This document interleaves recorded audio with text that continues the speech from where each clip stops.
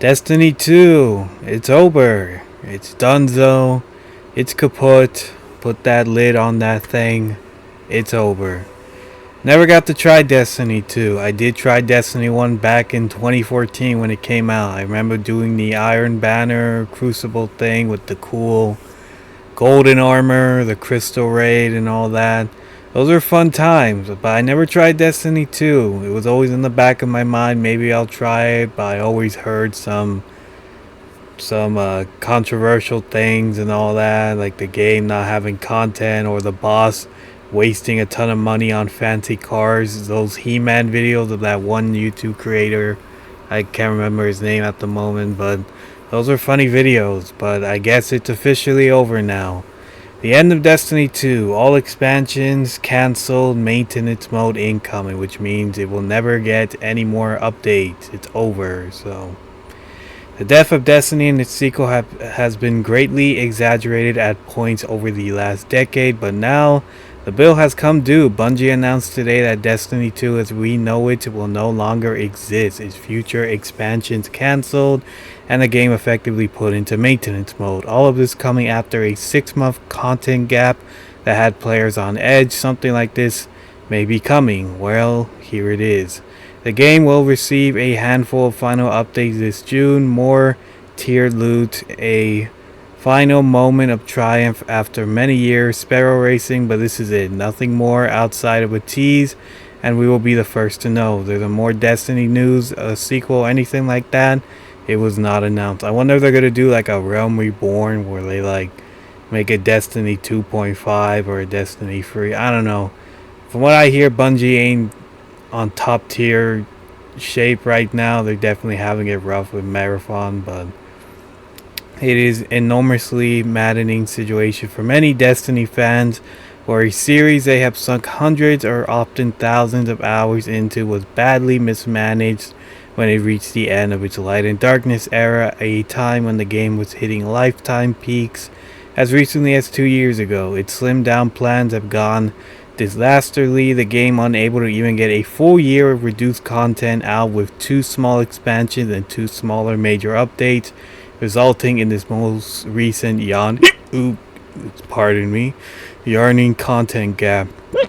So I guess they just weren't updating the game at all. They were doing everything but, probably for Marathon, right?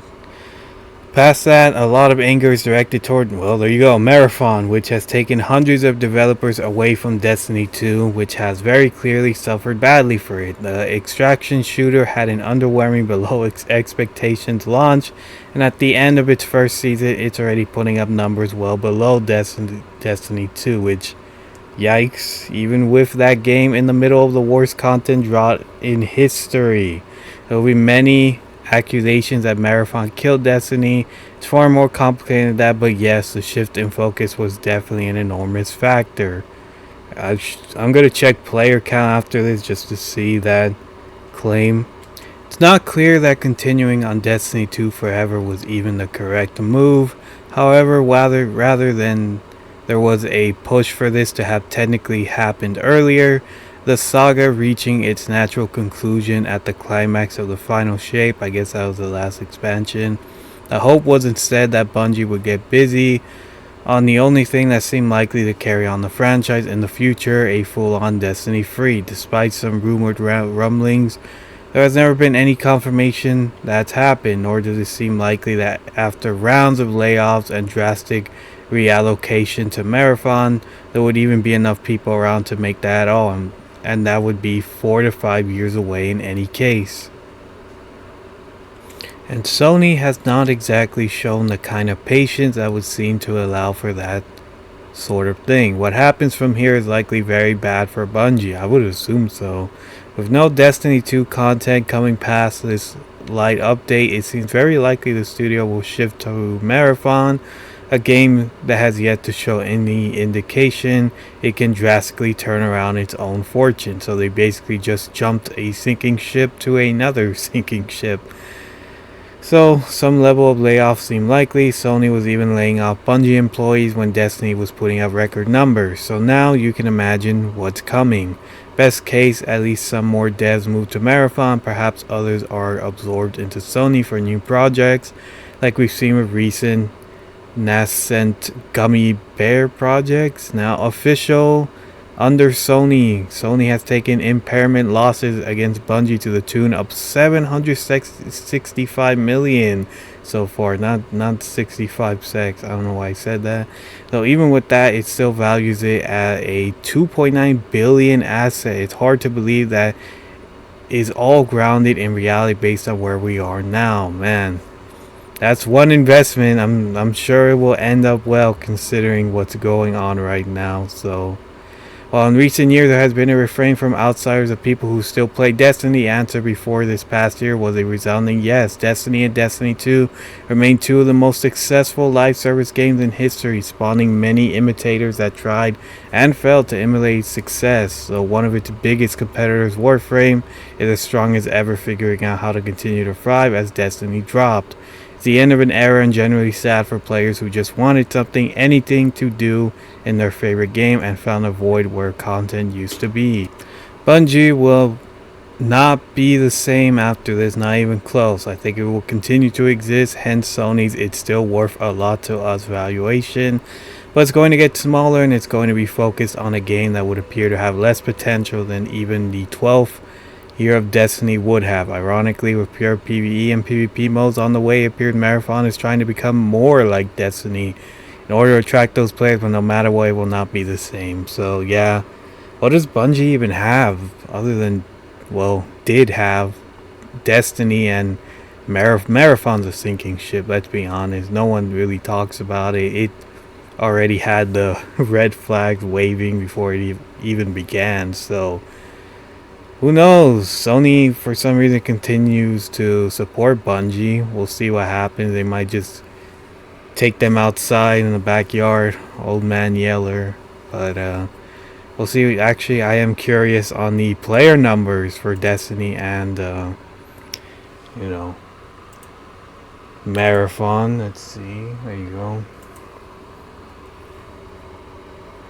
Steam charts. How much? Oof. I mean, is that terrible for a AAA game? It's alright. It's not like it's anything crazy. That's still a lot of people. But for a AAA game, I'm not sure.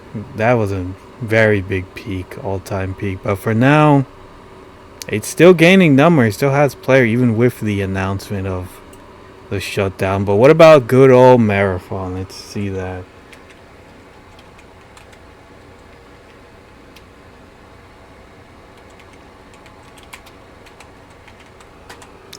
What about Marathon? Let's see you, Marathon. This is not it.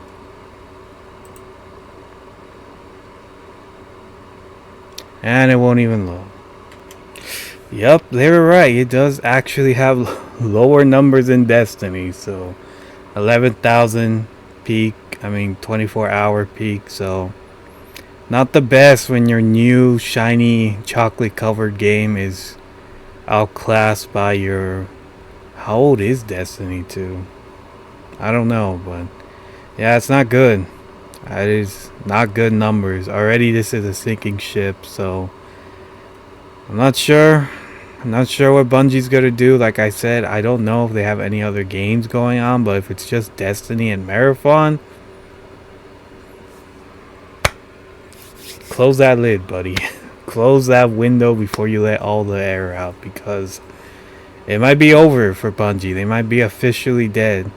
Like, again, I still have fond memories of Destiny 1 using that Monte Carlo. That was my favorite weapon, but I guess the writing's been on the wall for Destiny, and the writing was already on the wall for Marathon before it even came out. So I think that's about it. We'll see what Bungie, Sony does. I think they might just take Bungie outside. Old man Yeller.